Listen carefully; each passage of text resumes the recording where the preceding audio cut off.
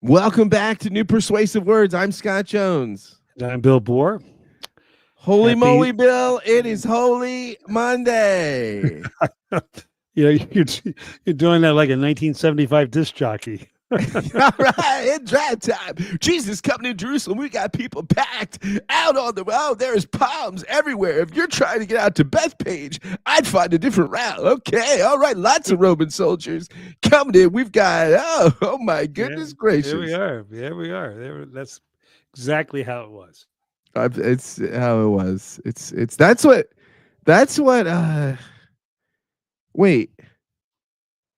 When the Passion of the Christ came out, Pope Benedict was who was Pope when it was it John Paul? John Paul II. Yeah. John Paul's review of that film was he just said, "It is how it was." Well, that was the beginning of my work working around Jewish Christian relationships, and that was our Jewish friends did not receive that movie very well. And I do think there was when I was in media, they decided to have at the old Media Theater to have a film festival, and they had some really great films. The what's the Italian film about based on the Passion or Saint Matthew? Oh yeah, the Italian film. That's like the best a great movie. So I wanted to do that. Movie.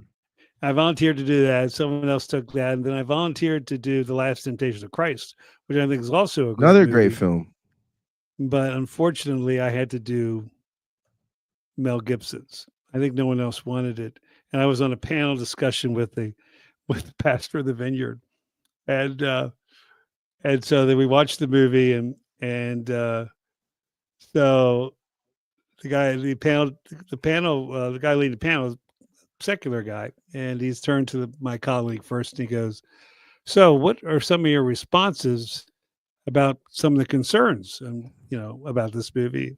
And his response was, "You're going to have to ask Bill because I'm just over here loving Jesus for what I just saw." Wow. Wow. A lot of blood. Yeah. A lot of blood in that movie. Yeah. Well, I wasn't, one of the interesting things too about that movie, and in some levels, I think, obviously Mel Gibson's a very tortured soul, definitely bipolar. But you can tell that. Just watch Lethal Weapon. Well, we've read, but I do think, he's someone whose Catholicism is, I think, an authentic part of his life. I mean, and in many ways, it was almost a Ignatian exercise, right? I mean, you could if it wasn't.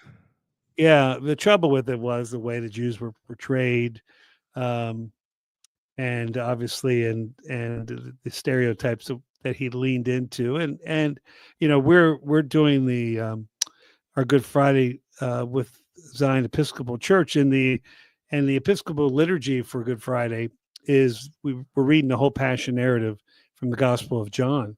But what I do actually, I don't always like this, but the Episcopal Church added something really thoughtful to talk about how John has been interpreted and been used in Passion plays and as a justification for anti-Semitism. So it includes, as we meditate on our Lord's sacrifice for our sins, we too confess the sins that have been committed against our Jewish brothers and sisters, which I think is a really, I like that a lot, because it isn't going to be, well, we're not going to read Gospel of John, but it also kind of leans into some of the misinterpretation of it. So I do like. Did you see the Saturday Night Live cold open? I did not yet. I did not. That's pretty great. Yesterday was. We often watch it on Sunday, but yesterday was second day of Passover, so we had a little Passover celebration here at the house. Jesus Christ, and lots of people are shouting your name with the economy. They're saying, "Jesus Christ, we lost all our money." It's like, I did like kind of what you did. I made the economy die and rise again. Right. Well, right. I mean, what do you make of the way that the back deal he did with the El Salvadorian president so that he can could defy the Supreme Court without technically defying the Supreme Court. and I'll tell you, the El Salvadorian president, you could. I mean, I had not. I must confess my ignorance. I had never seen footage of the El Salvadorian president, but I mean, that guy could be in a great drug movie. I mean, he really does look like he kind of run. He's definitely running. He's running the country as a strong man. And again, El Salvador got out of control, but sometimes you need to, be careful what you ask for. But I thought he was going to say hello to my little friend. Well, I mean, look, it's interesting. Yeah, he had him kind of doing his bidding, and absolutely. Well, I mean, and then of course the great statesman Stephen Miller was called on. He has one tone. He just shouts the whole time. I mean, it's very unusual character. He's just is a really entertaining. Don't get me wrong. Yeah, I mean, I heard Goebbels was a lot of laughs as well. I never heard that. You're being hyperbole. I never heard that. Not one time. Eva Braun, yes, I heard she was lovely to dinner party. But what I have to ask? Did you catch any of the Masters yesterday? I did not watch any of it. I did not watch any of it. I watched it until we did our Seder, and then fortunately I got to watch the 18th hole in the playoff afterwards. But it was it's funny. Well, you're a golfer, but I am an abuser of the game. But you have played it. I've seen it. Yeah, I know. But the Rory McIlroy thing, you should watch the clip. I mean, I listened to the narration of it. It's great story. Oh, it's a great story, and he just he's a pretty reserved guy. I mean, most golfers are. He just collapsed on the course, and just and someone said after, was it joy? He goes, no, it was relief. Because if you don't know golf, it's been 15 years, I guess. Arnold Palmer didn't even get ever got the Grand Slam. Never won the Grand Slam. I guess not the PGA or Arnold Palmer or maybe the British Open. I don't know, but I didn't realize. I'm sure. I bet you it's the British Open he didn't win. That's a tough one for Americans to win. Yeah, I mean it's going to be tougher now with the tariffs on the golf balls. I don't know. You're gonna have scalpers just run out and grab the balls because they're gonna be so expensive, right? Yeah, I mean, yeah. So that's now. Yeah, that he deadlifts 400 pounds. Gary Player was talking about. Right, he was like are you kidding? Wow. I was watching his workouts today, and they're just unbelievable. Yeah, it's pretty amazing physically. Yeah. That's the interesting thing. Gone are the days of like Craig Stadler and the Fuzzy Zellers of the world. John Daly's the last great one that was just, if you go out, not warm up. Who was the guy who smoked on the? Is he an Argentine? I can't think of his name. Chichi Rodriguez. Didn't he smoke? Rodriguez, yeah. Arnold Palmer smoked on that course too. Well, but Chichi was doing it after you were forbidden to do it. He was trying to hide it. I remember like Chuck Tanner, who was a manager for the Pirates and then for the Marlins, but they basically made it. It was illegal. You couldn't do it anymore, and he would try to hide it. Even I don't know how you hide smoking on a nationally broadcast baseball game. I'll tell you what, Barack Obama did a good job of hiding smoking, even from his wife. Yeah. He was. I don't know if Barack Obama is still smoking, but in remarkably good shape too. That's what's interesting for a smoker. I've watched Obama. I've seen videos of Obama's workouts, and I had a good friend who was a smoker and was a runner as well, which now, that there was a point where that stopped happening, but he was smoking and running in his 50s, same age as Obama. So I don't know, but anyway, congratulations to Rory McIlroy, and it's amazing.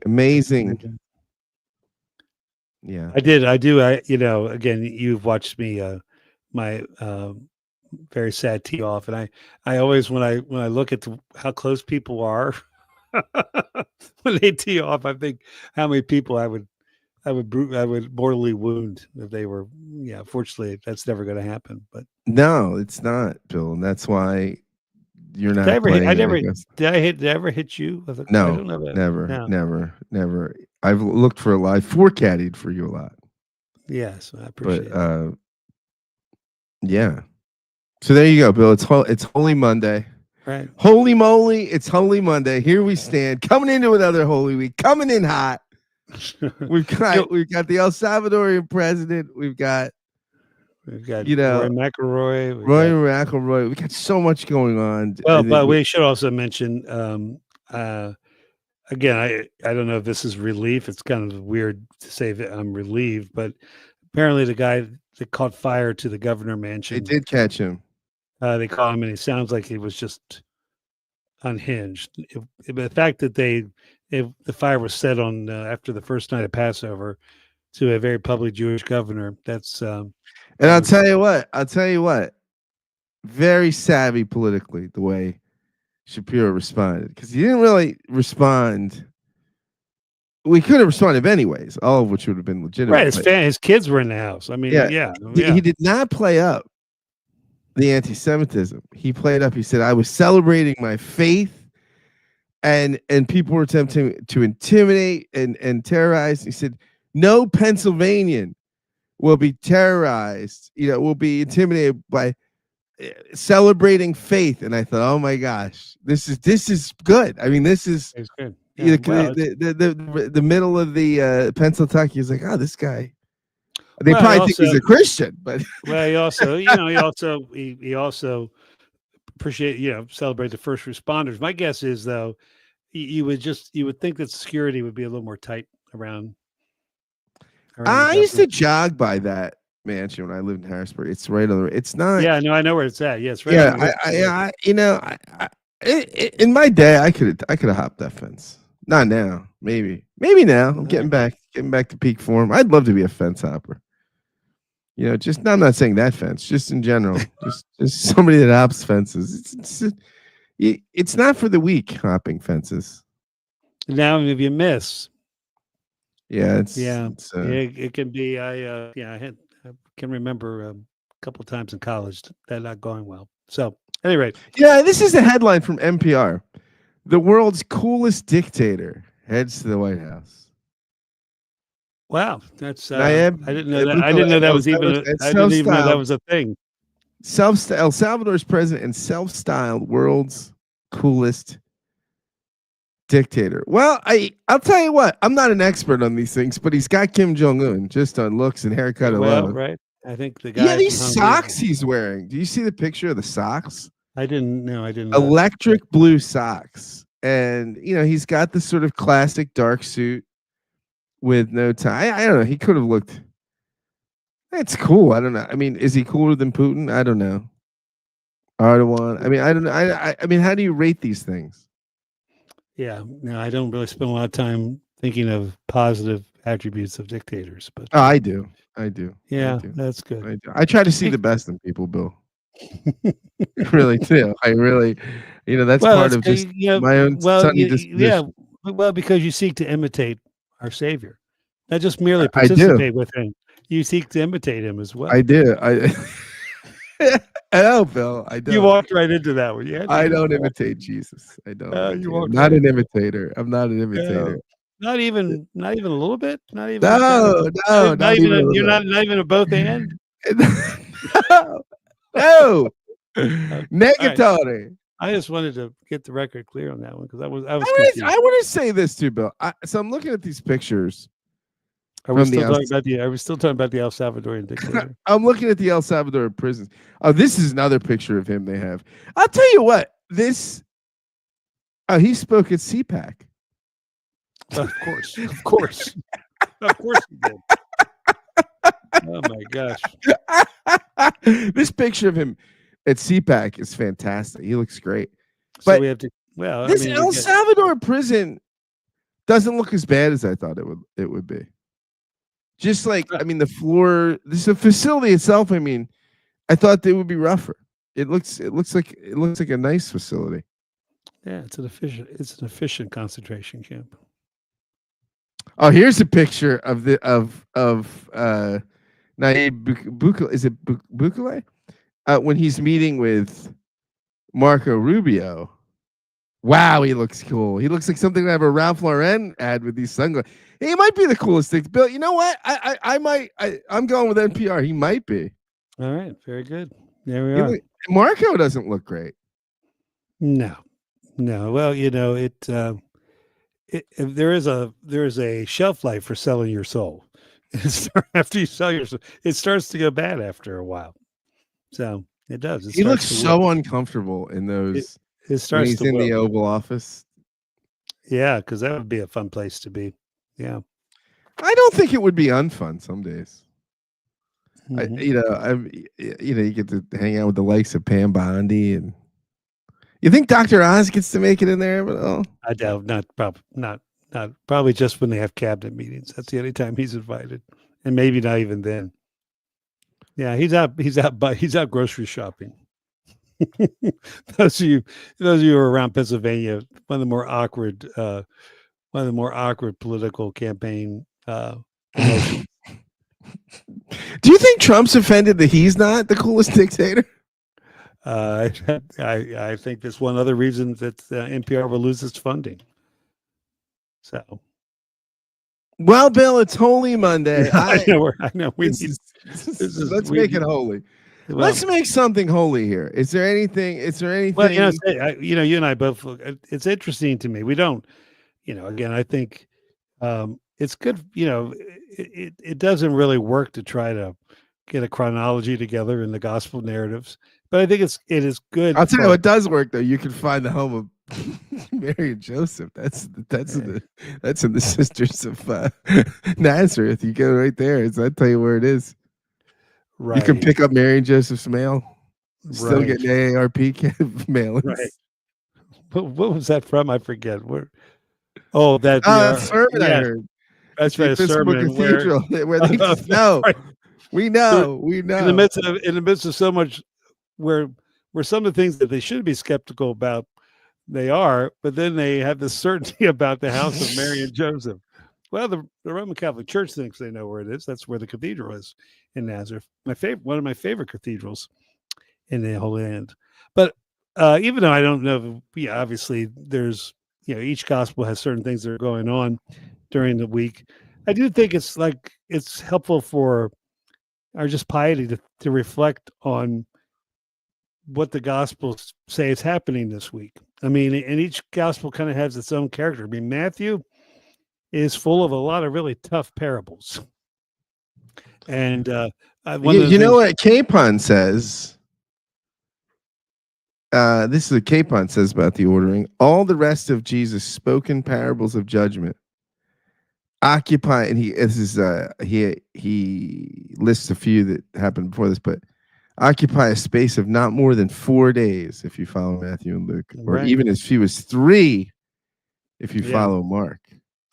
It's interesting too. One of the websites you sent me talked about that the gospel, Matthew and Mark agree that the one miracle that happened on Holy Monday would be the cursing of the fig tree, which to call the cursing of the fig tree a miracle seems to be it seems to be a little bit. That's kind of the miracles we're shooting for, and I do think the gospel. I did a miracle. I cursed the stock market. I pronounced the curse. I said it's gonna be that we're gonna get some pain before we get the gain. Okay, and the stock market, just like the fig tree, withered and died. Okay. Yeah, but the fig tree didn't come back. No, that's true. That's where yeah. You know what James Carville used to say? James Carville said when he dies, he wants to be reincarnated as the bond market. He is such a whack job. He is such a wacky guy. Hey man, it's just telling you. I just report it. I don't evaluate it. So again, part of the cursing of the fig tree, and which is a tough. That's a tough. incident, because the fig tree, it's interesting in Mark's gospel, he curses the fig tree, then he goes back to Jerusalem and cleanses the temple, and then they come back out and the disciples see that the tree that it died. And the thing about it was it wasn't seasoned for figs. I guess maybe he was hoping there might be a few old ones that are hanging on the tree, but it was not fig season. And I guess part of the power is that you don't really get to choose, you know, what time you encounter God, right? You have your opportunity, and you need to not keep putting certain things off. And it also obviously is a kind of a commentary on Jerusalem's rejection of Jesus too, with this image of the symbolism of the fig tree. But that's one of commentators said that's something that happened on Holy Monday. I read another one that placed the anointing of Jesus um, on Monday, which must be a liturgical, because it in many ways, both Matthew puts it right before, almost in the context of the Last Supper. Mark has it right before the Last Supper. Well, this would be appropriate to cover in our Wednesday broadcast, which would be Spy Wednesday. I found that out this week that Holy Wednesday is often called Spy Wednesday. Is that because that's when Judas decides to betray it? The spy is it's where all the tradecraft is. I think Wednesday would be a good. Judas would be that'll be our discussion. What do you make of what Judas did? That'll be our Wednesday topic. So, we're talking about Judas. We mean, of course, Mike Pence, our formerly great vice president. Yeah. See, this was a bad idea, this podcast, because I'm worn out from Palm Sunday, and I don't know, you're just it's the purple microphone. I don't know. I have no content to say. I had an article I found on the internet about Holy Monday. I have very little. I have a wing and a prayer. I have an article about cool dictators. Well, let me ask this question, and I'll ask it to you, and I'll say it first, and then you can respond. But what are you looking for this Holy Week? What am I looking for? What are you hoping? What are you hoping? I mean, I do think of Holy Week as a pilgrimage. It's certainly in our congregation. There's been a new resurgence of spiritual life. It's happening both in attendance, but more importantly, it's happening in people's being open to spiritual things. There's a lot of concrete signs of life, and at the same time, there's a lot of concern, deep concern about the country. So it's an interesting thing up here. There's it's both, and I don't think they're unrelated. There is a renewed seriousness and renewed attentiveness to growing in the faith, to love of God, openly talking about Christ, in a UCC church in Vermont. So I'm very grateful for that. I mean, God's doing important things, and grace is very prevalent. I mean, it was a church that resisted doing the passing the peace, and now it's become this passing of the peace thing is. Why do they reject passing of the peace? I don't know. By the way, I love it. I love rejection. You love rejecting the yes. I live to not pass the peace. Well, but the interesting thing about it was, and I said, this isn't meet and greet, but this is you're literally affirming what was just been pronounced in the assurance of pardon. And I do think it's a sign of connecting, a sign of people being open to grace. I think so. There's a season. So I'm as a pastor kind of anticipating what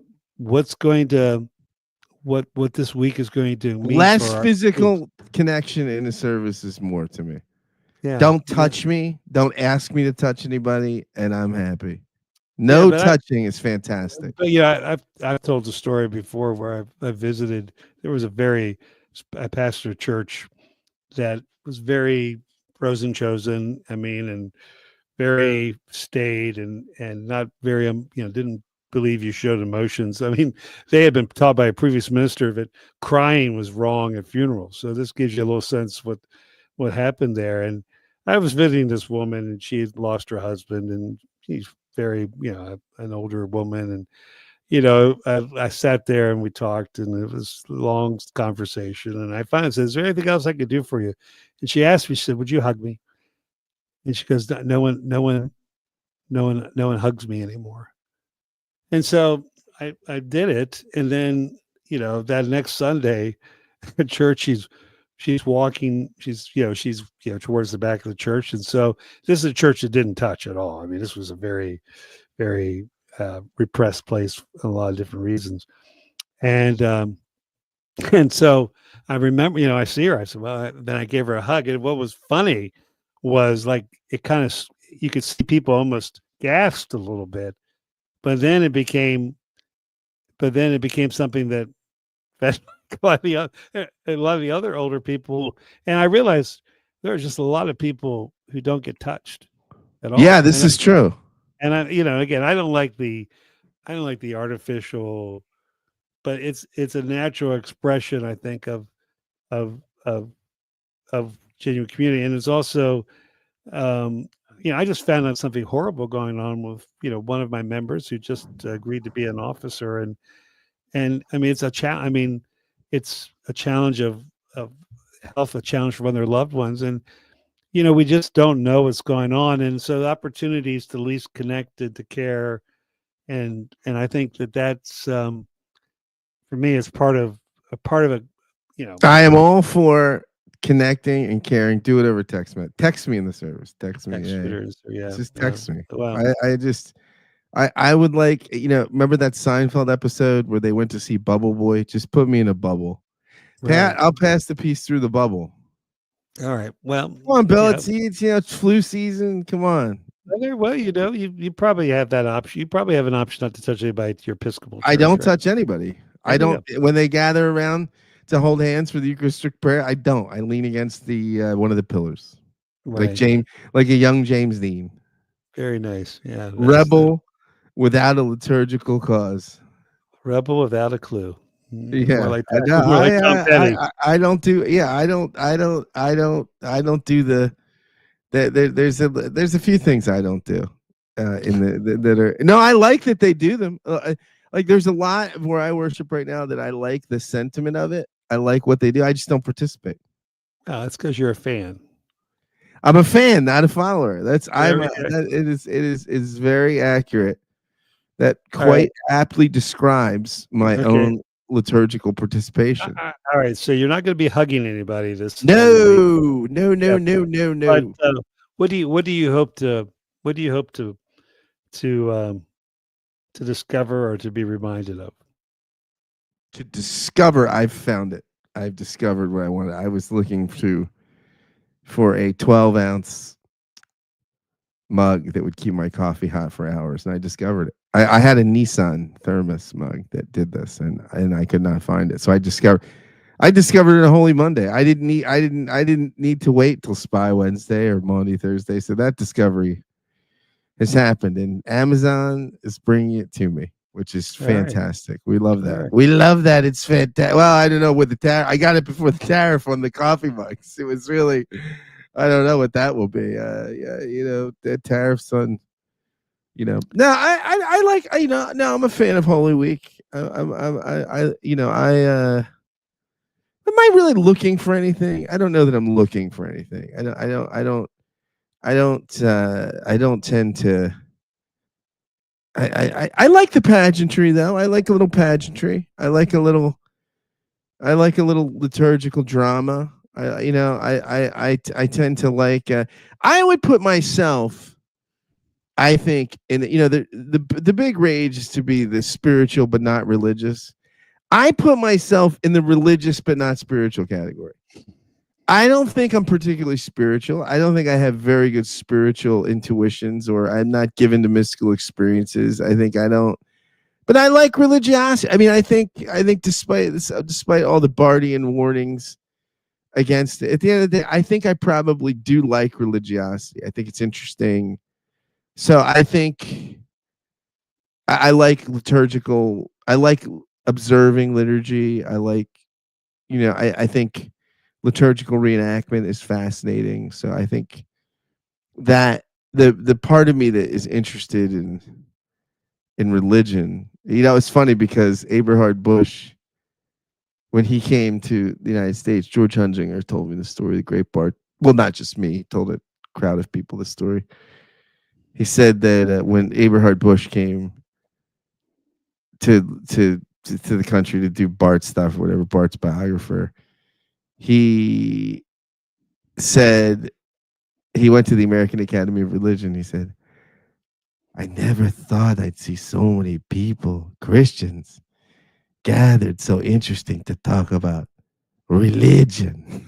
Because, of course, for Bart, all religion is unbelief, including and especially Christian religion. And Bart said he would get, I think he said something like in university, he got an A. His professor said you get an A for preaching and an F for liturgy. So this sort of Zwinglian Bardianism, I don't know. So I probably, given some of my theological predilections, I probably should not be as interested in the cultic aspects of Holy Week as I am. But I like it. I like. I'll probably go to worship many times. I'll probably hang out. Do. But looking for what am I looking for? Bill, aren't we all looking for love? That's love, fulfillment. I'm looking for I'm looking for the joy of spring. I like I do like it's cold.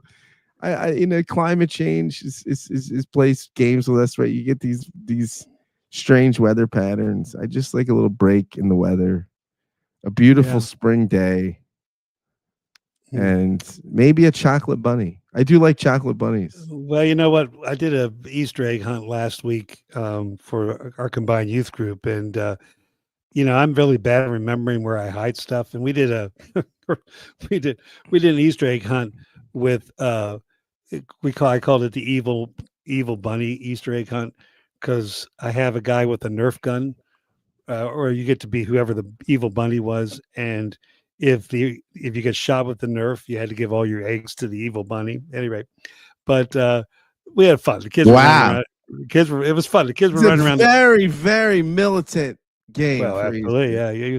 For the Prince of Peace. But what's funny was, I don't remember where I hid everything, and I must have done a very good job because I didn't find everything. And one of the kids was sitting in church and they needed a tissue and stuck their hand in tissue, and out came this prize egg, And so, like, we're getting ready to start church, the kids go, Bill, look what I found, and had this prize egg, and someone else, one of the older people, had found one somewhere. And so, my hope is that there are Easter eggs to be found in all of our journey this week, and that we would be surprised. We'd be surprised what God may have us discover. That's my prayer. Is the Easter egg a metaphor, Bill? Is that what you're doing there? It could be. It could be a way just to end this conversation. There's this. Yeah. Oh, look. But it was. Wow. Wow. You want to end? I feel like I was very, existential about my yearning for the perfect spring day and looking for love. It was the Amazon thing. I got lost at the Amazon Cup. That mug, man. I did like the spring day. Well, did you not like my Easter? That actually happened. I like an Easter egg hunt. I like an Easter egg. By the way, if any of you are in Manchester, Vermont, stop by, because I think there's still some. Still think there's some to be found. So I was looking at Capon today, and because you have the parable of the two sons, where the one, right? You mean Matthew's the two sons? Yeah. And so Capon has this. I always love a little Capon. He says, "Diffidam mihi fidem ente," said Augustine to God. "I will distrust myself. I will trust in you." The first son had the grace to distrust his own first formulation of what was actually going on between him and his father, and to eat crow, turning his self-regarding no of works into an other regarding yes of faith.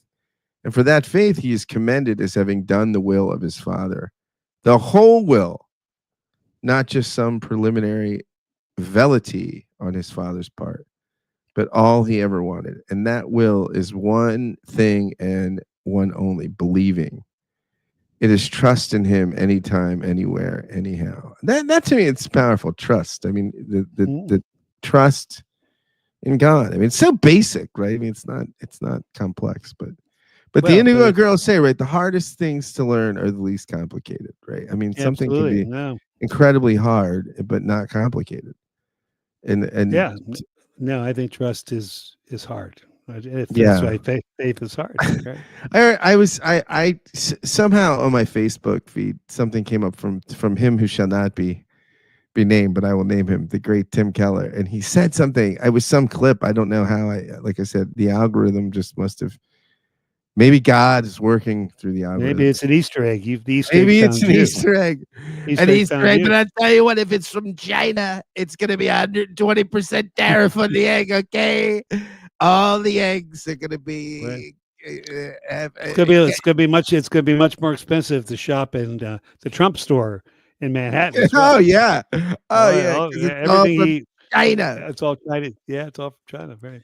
But Keller said something really interesting. He said that to worry about your life and its direction and what it's amounting to takes a tremendous amount of pride. He said because it assumes that you know what your life should be. Yeah, right. And that you know better than God, you know better than the circumstance, you know better than history. That basically, this is what it should be. He said to not worry takes a tremendous amount of humility, to just to sort of be resigned to the fact that you don't know anything about what the reign, you don't have the capacity to really take the reins of your life or know what direction is best for you, and that humility and just trust, so divine trust. And I guess I would not mind being more trusting. Trust and obey, Bill. Trust and obey, for there's no other way to be happy in Jesus but to trust and obey. Amen. And the beat goes on.